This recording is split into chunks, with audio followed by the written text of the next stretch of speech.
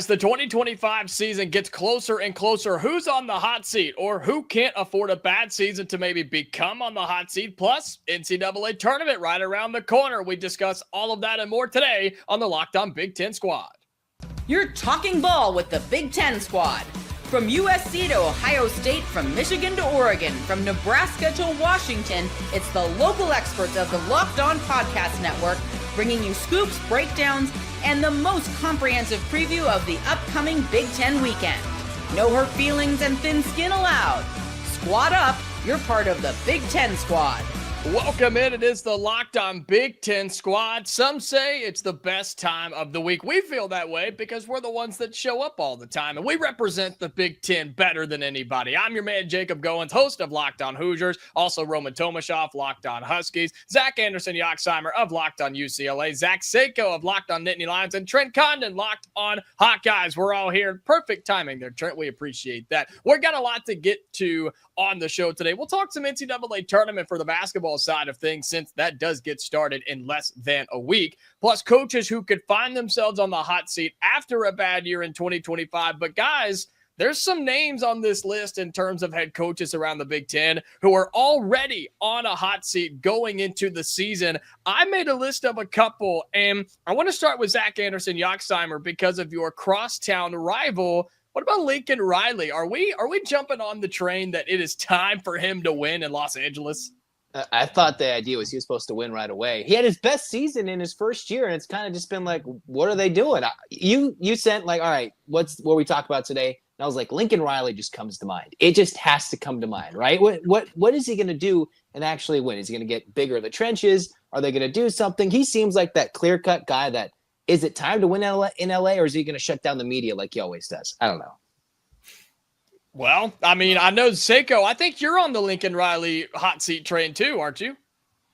I would give it. It's mostly about the expectations at USC. So I would give some grace to Lincoln Riley because I think they are building in the right direction. So I'll play a little bit of devil's advocate that I wouldn't personally fire Lincoln Riley.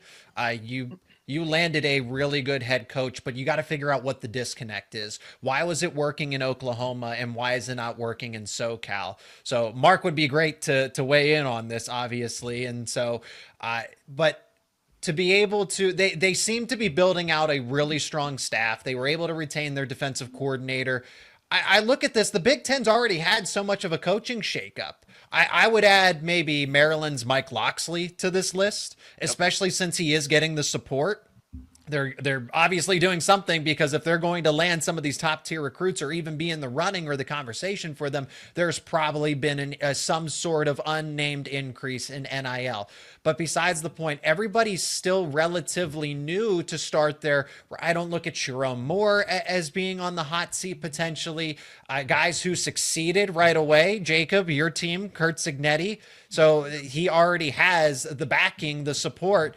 Everybody else is, for the most part, safe. James Franklin would never be on the hot seat here. Dan Lanning just got an extension. Obviously, Ryan Day, who was a common name a season ago, just won a national title. So the Big Ten Conference, there's a lot of stability here outside of maybe Maryland and Northwestern, because they don't care about football. Well, that's fair. And I was going to ask Jay Stevens if he was able to join us from Locked On Buckeyes, the irony of going into a playoff where if they lose in the first round, Ryan Day could be fired. And then he said, no, it's fine. We'll just win a national title. I mean, it's kind of crazy, right, Roman? Oh, must be nice, right? So I want to take it back to the Lincoln Riley thing, because I love what both Zachs just threw out there. I wanted to take a middle ground, because on the positive side of the Lincoln Riley, USC is recruiting at a very, very high level right now. They've done a really great job on the recruiting trail, especially getting back into California, which has been such a truly embarrassing struggle for that program as of late. But that's a nice thing for them. But on the other side, the success has not translated on the field. Hiring Danton Lynn was a really nice move. Didn't necessarily pay off in the way you hope it would in the first season. And at the same point, what are you going to do with that contract? Where USC's got money. Like we all know that. But that $10 million a year, what's that buyout going to end up being as of this point? $70-80 million?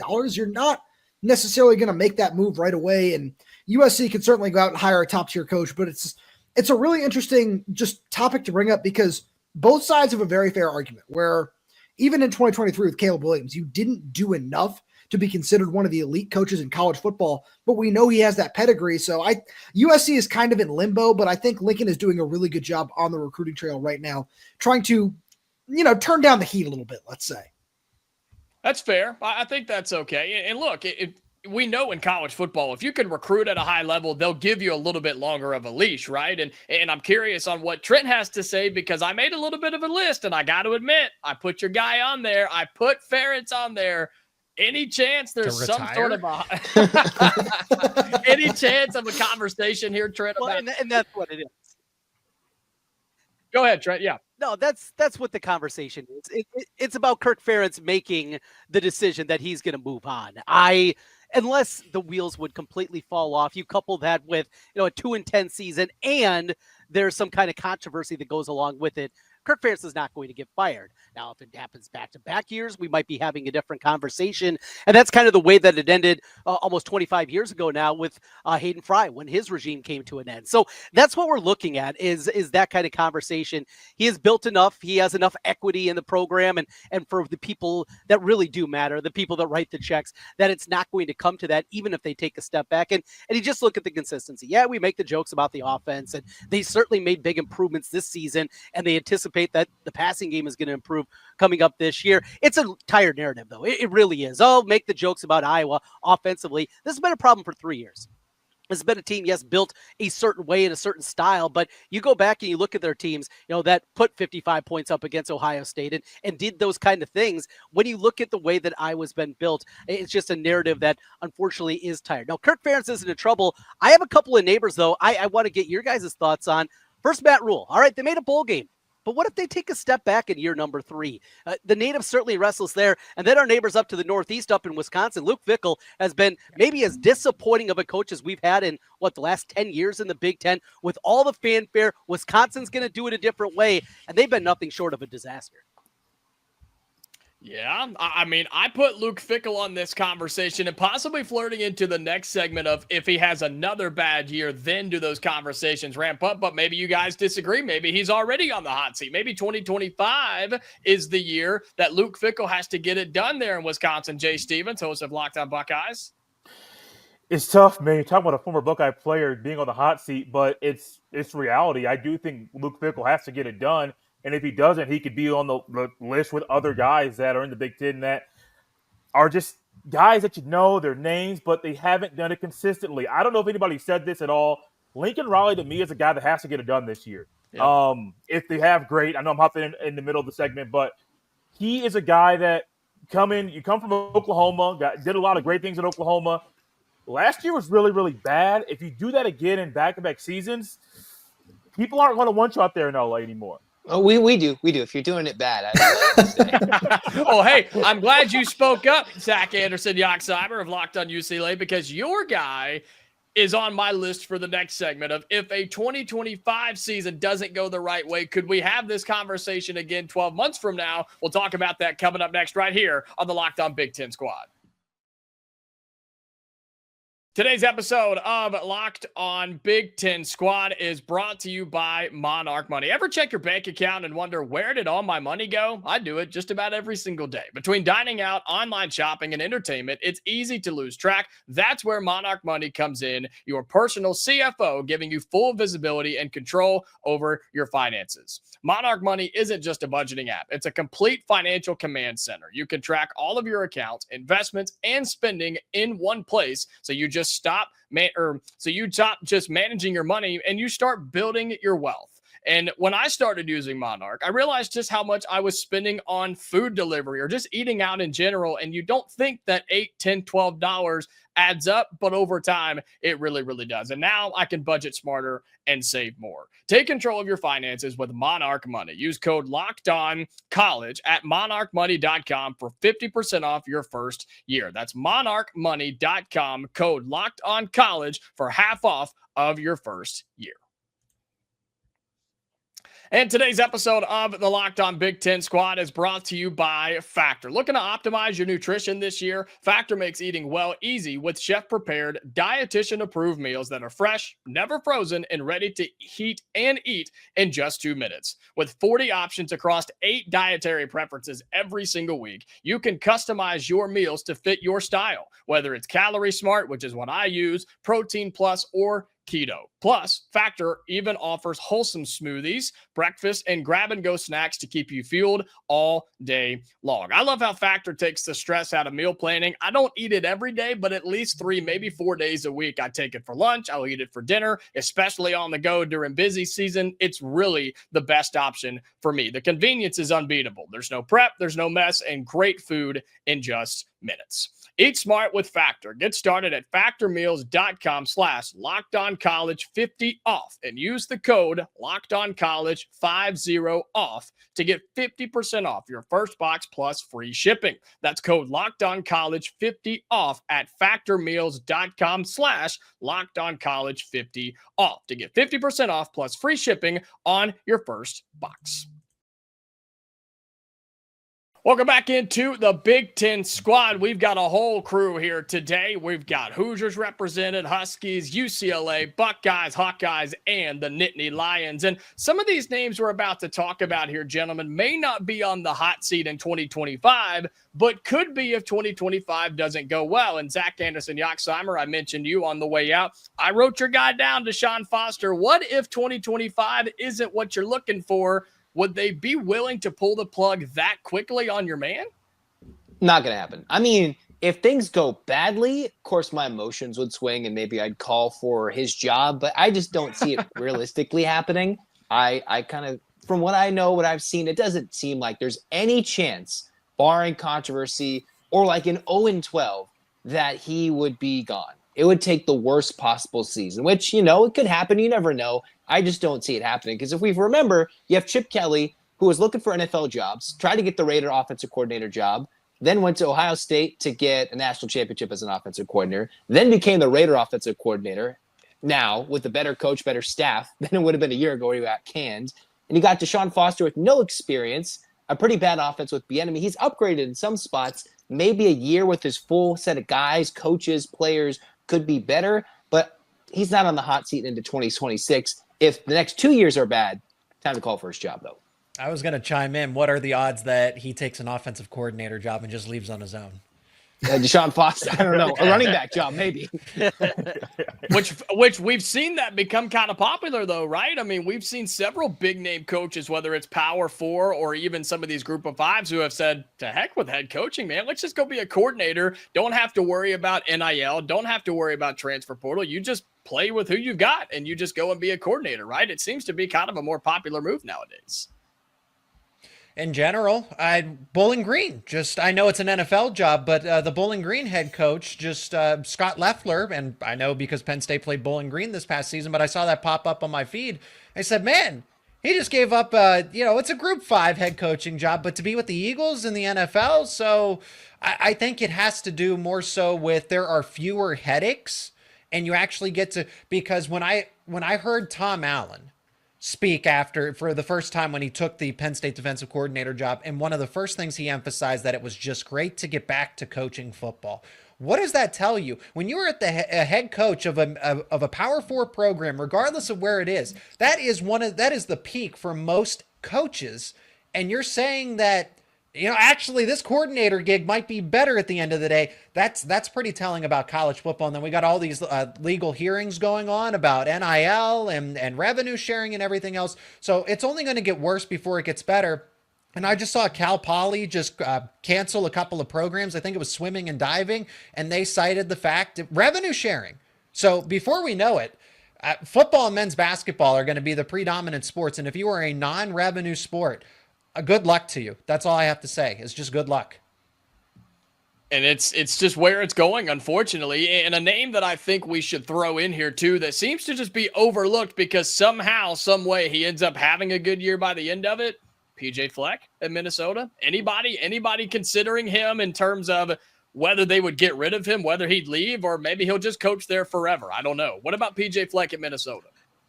I start with that one because Philip Fleck is one of my least favorite people in general. His personality drives me crazy.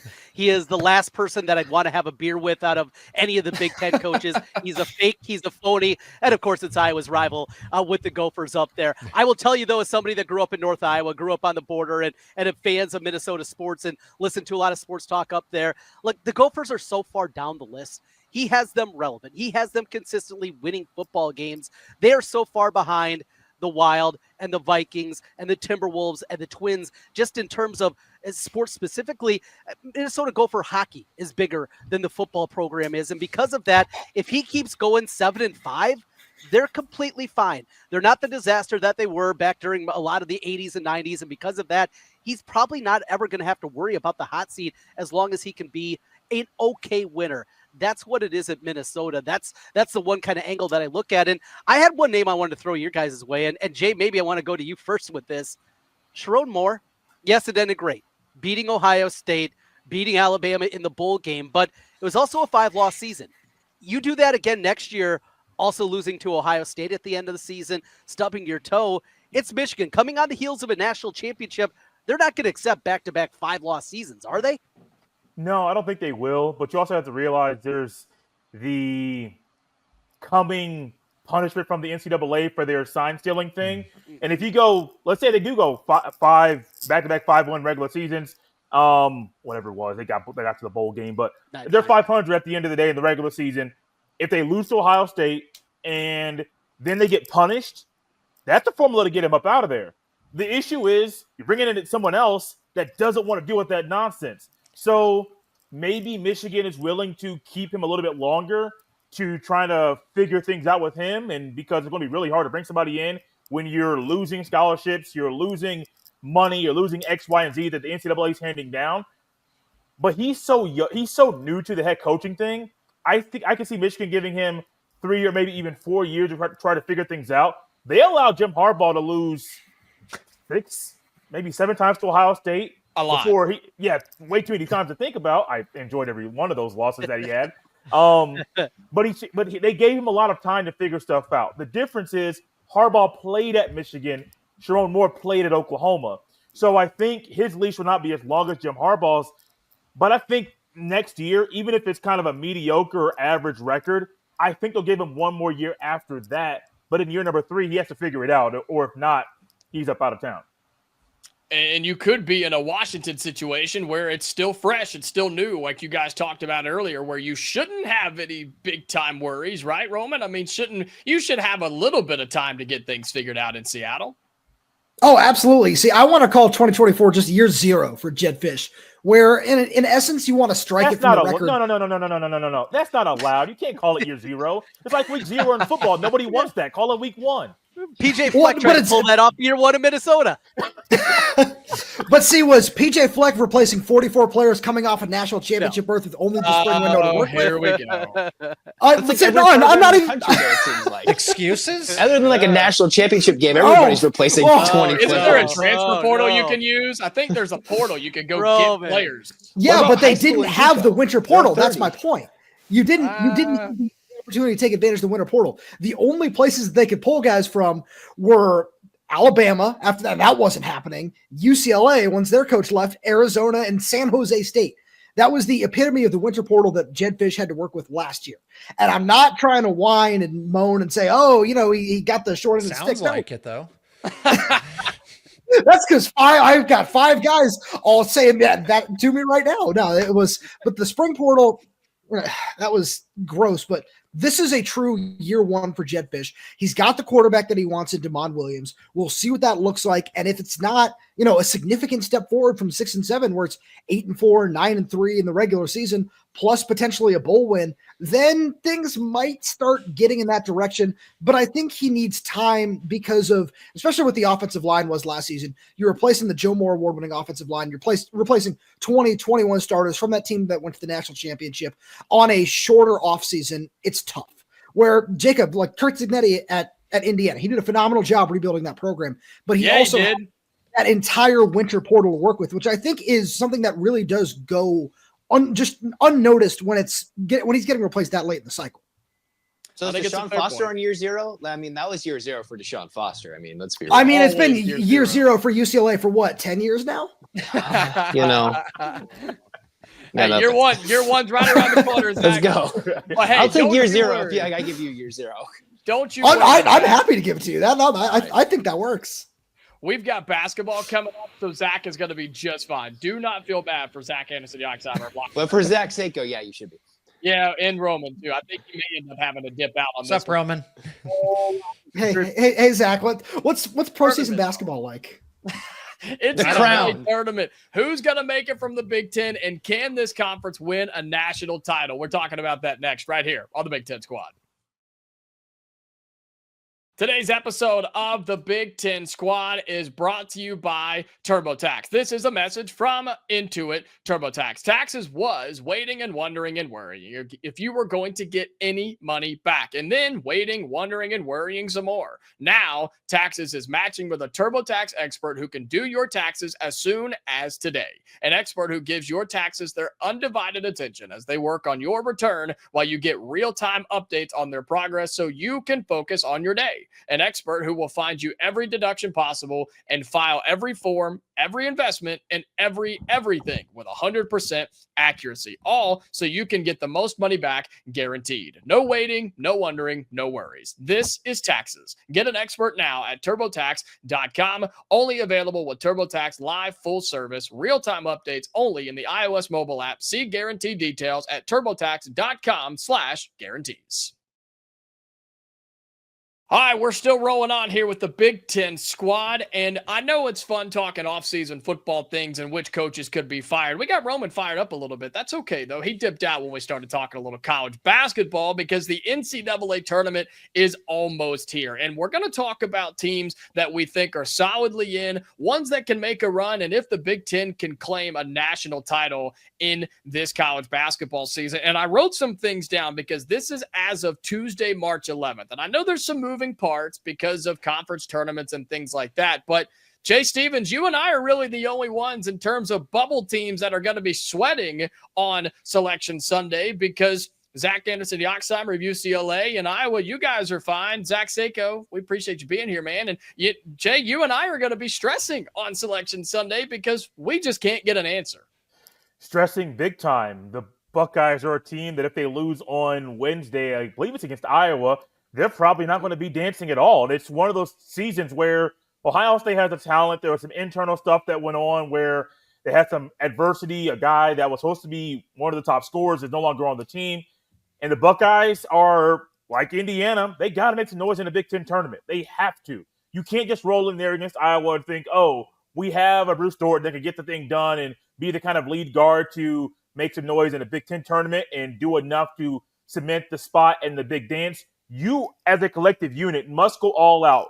Control everything you can control. Get the hustle stats and dominate that area. But I don't have faith in Ohio State's basketball team right now. I've lost faith in them shortly after we got into Big Ten play. I was like, oh, this team has a talent. They just don't play well consistently, which is a massive problem. But Jacob, it's weird, man. Going into the year, I said Ohio State can make the tournament this year. And I'm sitting here right now, early in the week, saying they're not going to make it. I know it's still possible that they can. I just don't have faith in this team to do anything against Iowa to win that game on Wednesday night.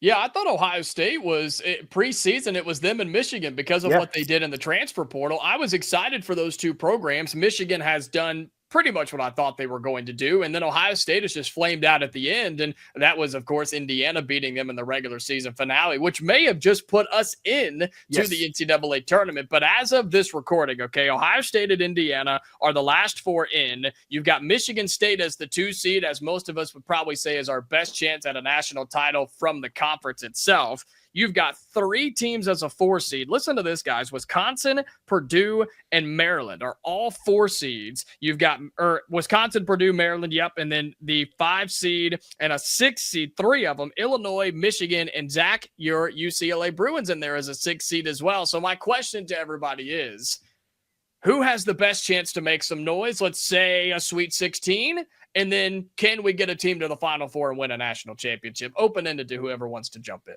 One, I want to shout out Nebraska because their end of the season choke got them from like next 4 out to not even in the Big Ten tournament. That was an unbelievable, like they lost to Michigan in the 40s. They had quintuple, what was it, Jay? Something crazy overtimes with Nebraska. That was a crazy game. And then, that was a big flame out. I thought Nebraska They lost to Penn State. They're awful. But, the shout out to them because I thought they were good enough, and then they went downhill, couldn't even make their own conference tournament. For UCLA, I think the biggest thing is with all the travel you have, I think it's more important for these teams on the further coast, the West and the East Coast, that you get UCLA. They want to play in Seattle or Denver in the first round, get in the West Regional, East Regional, right? You want to go play your first round games and have to travel to the West Coast or go. So I think for the Bruins, it's a little bit matchup based, right? If UCLA is a 6 seed, the latest bracketology from Joe Lunardi had Kentucky as a 3 seed. Give me that. Let's feast. Let's go. You want Kentucky? As the 3 seed? There's much better 3 seeds out there than Kentucky. Let's be real. That's fair. Yeah. I mean, UCLA is as likely to go to the Final Four as they are to lose in the first round. Like, I am going to be all over the place for the men's side. Like, it's all possible. I was very confident earlier in the preseason when, all right, UCLA can be a third weekend team, but they have a lot of flaws. But they play Mick Cronin defense, so anything is possible to winning the Big Ten tournament to losing 2 in a row and their season's done. That is the UCLA way at this moment.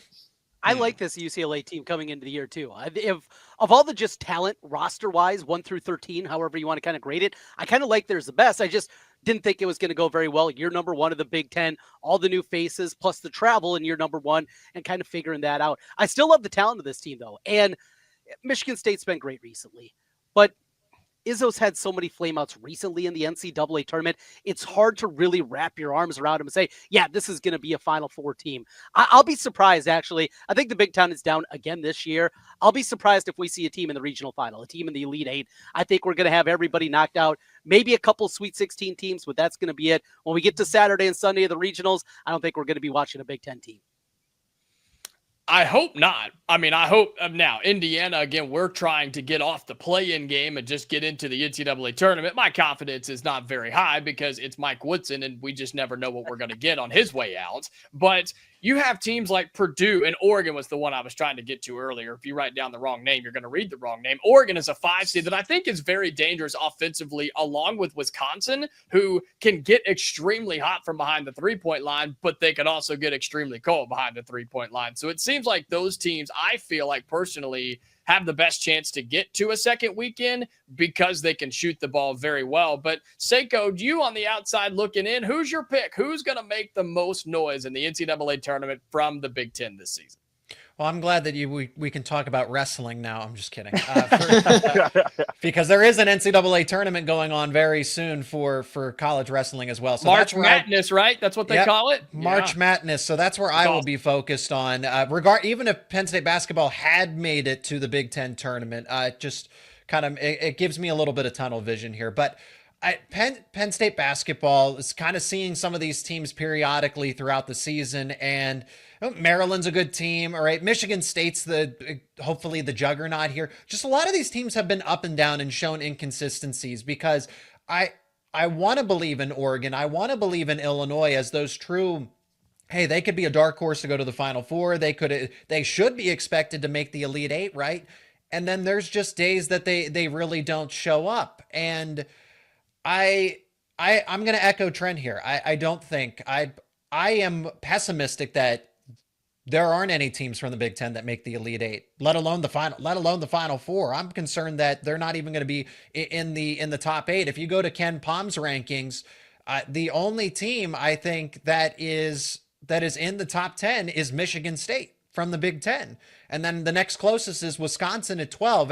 11 through 20 is filled with Big Ten teams. But that's clearly not top 8. That's clearly not top 4. And Ken Palm's rankings are essentially an estimate, right, of how teams do on average. It's not a predictor. It's not an indicator, but it gives us a decent idea of where those teams are. And the Big Ten's just not built for March. They're just not. Outside of Purdue getting to the final last year, there really just isn't this consistent group of Big Ten teams that constantly make these deep title runs. The SEC has college men's basketball on a lockdown here with, some other select teams here and there, but the Pac-12 dissolved. So this is the SEC sport until further notice. We'll see how it goes. The Big Ten tournament happening as we speak, or as you see and listen to this. And then the NCAA tournament coming up next week. Maybe somebody surprises us and the Big Ten can have a little fun in March Madness. Be sure you check out all of our shows, a part of the Locked On Podcast Network across the Big Ten. And until next time, we appreciate you being here. This has been another episode of the Locked On Big Ten Squad.